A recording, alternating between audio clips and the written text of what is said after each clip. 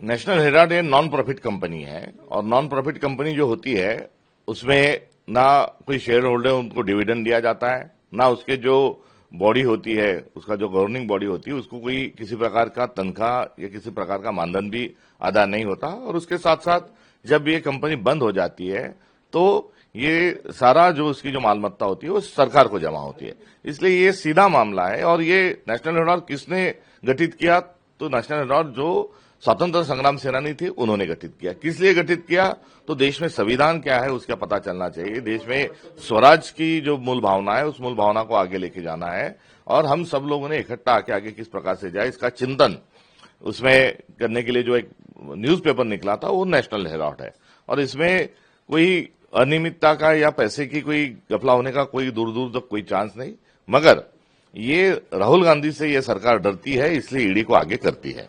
कल हमने देखा कि रॉबर्ट वाड्रा की भी जांच हुई, उनको बुलाया गया, पूछताछ हुई। ये पूरा घटनाक्रम आप किस तरीके से देखते हैं? ये पूरा घटनाक्रम ऐसा है कि जैसे डराओ धमकाओ और खामोश बैठाओ ये चल रहा है। बहुत सारे लोगों को वो अपने पक्ष में लेने के लिए उन पर भी तमाम प्रकार का प्रेशर बनाते हैं। तो ये उनकी मोटस ऑपरेंडी है, लोगों को डराने का धमकाने का प्रयास किया जाता है। मगर राहुल गांधी और गांधी परिवार ये किसी से डरने वाला नहीं।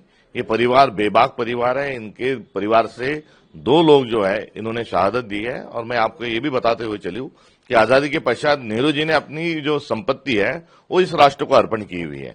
इंदिरा जी ने जब बांग्लादेश की लड़ाई हुई तो अपने गहने भी इस देश को दिए। जिन्होंने देने का काम किया उन पर ऐसे घिनौने आरोप करना ये बहुत दुर्भाग्यपूर्ण है।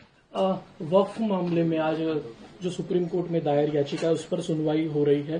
कई लोग कोर्ट में गए, आपको लगता है कुछ उसमें कोर्ट को कुछ हो सकता है? अब कोर्ट को कोर्ट का काम करने देना चाहिए, मगर इसमें सरकार जो है वक्फ बोर्ड के जरिए उनकी देश की संपत्ति को लूटना चाहती है, इस बात पर हम कायम है। अब आखिरी सवाल, आज कांग्रेस रैली निकाल रही है, सद्भावना मार्च उसे नाम दिया है, क्या इसके पीछे का उद्देश्य है? महाराष्ट्र में जो महाराष्ट्र धर्म जिसको कहा जाता है वो खतरे में है। सद्भावना जो है बहुत ही निचले स्तर पर दिन ब दिन जा रही है और आए दिन फसाद के मामले सामने आ रहे हैं।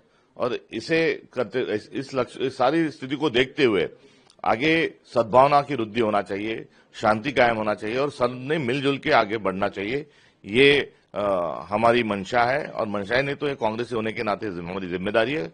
और इस जिम्मेदारी का निर्वाह करते हुए आज नागपुर में भी सद्भावना पदयात्रा संपन्न हो रही है।